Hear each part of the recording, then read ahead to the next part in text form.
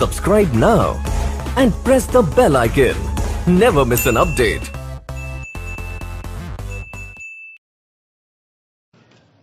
नमस्कार दोस्तों, मैं सीपी गंगवार एक बार फिर आपका स्वागत करता हूं अपने YouTube चैनल आस्था स्टेनो सेंटर में। अब मैं लेके आया हूं आपके लिए DSSB का डिक्टेशन। चलिए, पेंसिल या कलम जिससे भी लिखते हो लेके तैयार रहें। डिक्टेशन स्टार्ट होगा 5 सेकंड बाद। स्टार्ट। आइए अपने को हम लोग इस में साक्षरता की मशाल जलाने के लिए समर्पित कर दें। आज से 58 वर्ष पूर्व भारत की धरती औपनिवेशिक दास्ता की बेड़ियों से मुक्त हुई थी। हमें अपने भाग्य को संवारने के लिए इतने वर्ष मिले और हमें अपनी सफलताओं पर नाज है।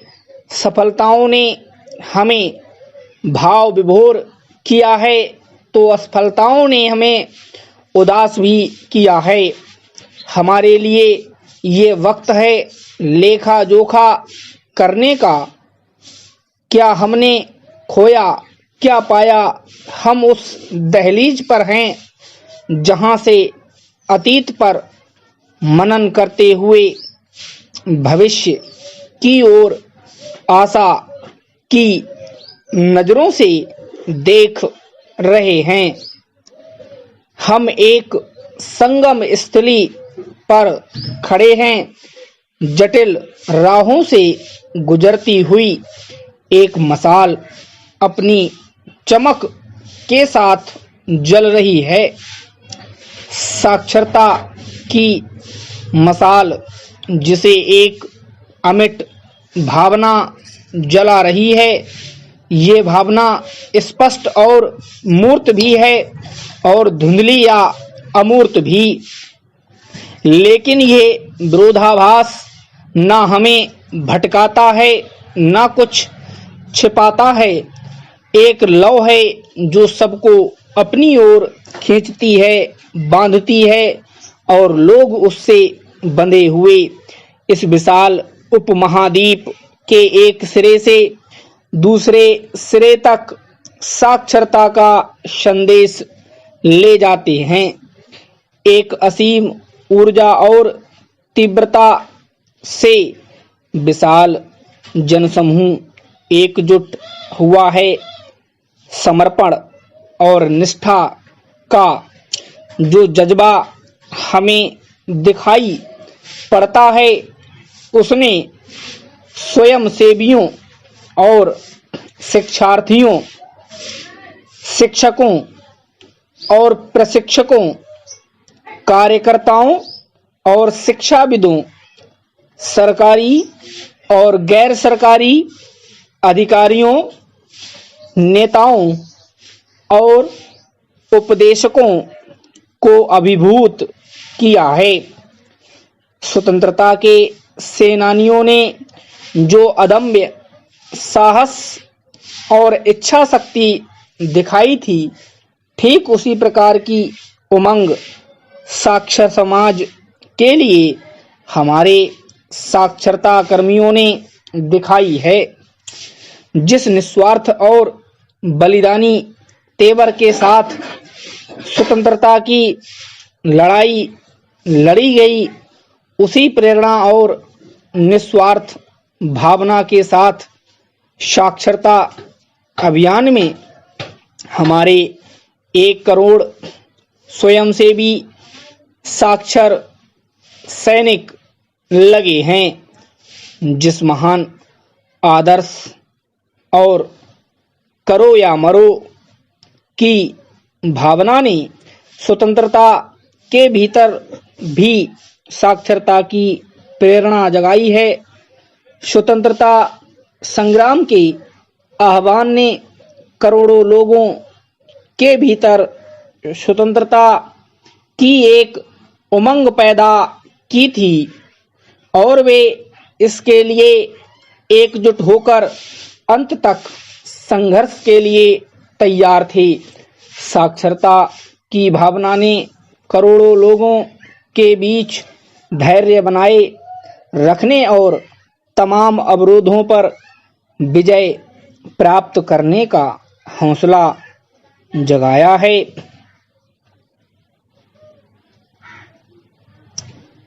आइए, साक्षरता के साथ बहुत सी चीजें जुड़ी हैं। स्वयंसेवी भावना, सबलीकरण, स्वास्थ्य, पर्यावरण, सामाजिक परिवर्तन आदि आदि। साक्षरता के ताने बाने ने इन सब को अपने भीतर समेट रखा है। साक्षरता की रंग बिरंगी बुनावट को देखने से पता चलता है कि बड़ी लगन और मेहनत के साथ इसे बनाया गया। ये सारे गुंजायमान रंग इसमें अंतर्ग्रंथित हैं और इन्होंने साक्षरता की चादर को एक निराला ही ताना बाना दे दिया है। हमारे साक्षरता सैनिकों और जिला संगठनों ने प्रौढ़ साक्षरता की धारणा को संकुचित दायरे से बाहर निकालकर इसे अपनी संपूर्णता के साथ एक नया आयाम दिया है और इसे जीवन के साथ जोड़ा है। हम देख रहे हैं कि लोगों में बदलाव आया है। उन्होंने अपने ज्ञान की सीमा को बढ़ाया है और नए अवसरों के द्वार खोले हैं। हम पाते हैं कि साक्षरता आज किस प्रकार विकास के विषय से जुड़ गई है और हमारे स्वयंसेवी इसे आगे बढ़ाने में उत्साह के साथ लगे हैं। आज साक्षरता ने सभी वर्गों के लोगों को और पूरे समाज को नई ऊर्जा से भर देने में अपनी भूमिका निभाई है।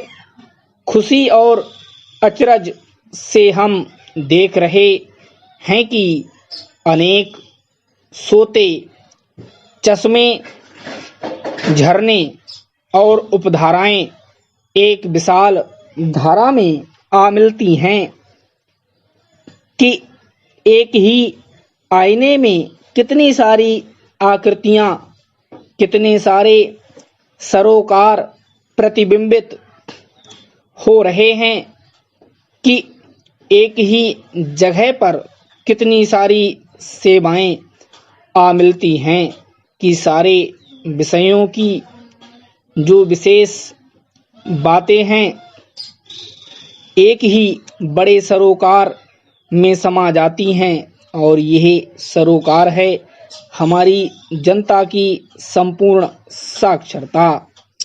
हमारे स्वतंत्रता सेनानियों ने आशा और निराशा के क्षणों के बीच अपना जीवन बिताया, मगर उनके इस दृढ़ विश्वास में कमी नहीं आई है कि एक दिन उनकी परम प्रिय, मातृ प्रिय धरती गुलामी की जंजीरों से मुक्त होकर रहेगी। देश के चारों कोनों में बिखरे हमारे साक्षरता सैनिकों को भी तमाम तरह के उतार चढ़ाव और दुख सुख का सामना करना पड़ा है, फिर भी उनका इस बात से भरोसा नहीं टूटा कि वह दिन दूर नहीं जब भारत की धरती पर संपूर्ण साक्षरता का सूरज उगेगा। हमारे स्वतंत्रता सेनानियों के होठों पर हर समय देशभक्ति का बोल वंदे मातरम रहता था। हमारे शिक्षार्थियों और स्वयंसेवकों के होठों पर जय साक्षरता का नारा रहता है। स्वाधीनता के लिए जोश और साक्षरता की उमंग दोनों का अपना ताना बाना अलग अलग समय में सामने आया है। धन्यवाद दोस्तों, मैंने इसकी पीडीएफ फाइल डिस्क्रिप्शन में दे दी है। मैटर लिखने के बाद प्लीज़ आप लोग इसे पढ़ा जरूर करो। और हाँ, यदि किसी आउटलाइन में आपको प्रॉब्लम हो रही है पढ़ने में तो उसे आप खुद बनाएं और दोबारा लिखें। फिर भी यदि कोई प्रॉब्लम आती है तो आप मुझे लिख के दे दें, मैं आपकी आउटलाइंस बना के दे दूंगा। चलिए, थैंक यू वेरी मच।